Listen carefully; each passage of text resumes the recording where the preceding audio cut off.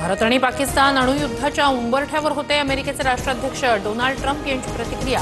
शस्त्रसंधीबाबत मानले दोन्ही देशांचे आभार. भारताच्या ऑपरेशन सिंदूरवर पाकिस्तानचा कबुलीनामा. नूरखान एअरबेस उद्ध्वस्त झाल्याचं पाक पंतप्रधान शहबाज शरीफकडून मान्य. भारताच्या हल्ल्यात अनेक ठिकाणं उद्ध्वस्त झाल्याची कबुली.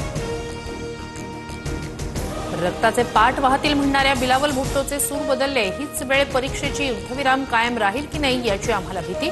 युद्धबंदी तुटल्यास जगाला धोका. पाकचा माजी परराष्ट्र मंत्री भुट्टो घाबरला. पाकिस्तानच्या जलकोंडीसाठी भारताची तालिबानसोबत हातमिळवणी. पाकच्या खैबर पख्तूनख्वा प्रांतात जाणारं पाणी अफगाणिस्तान अडवणार. भारताकडून 236 मिलियनची मदत.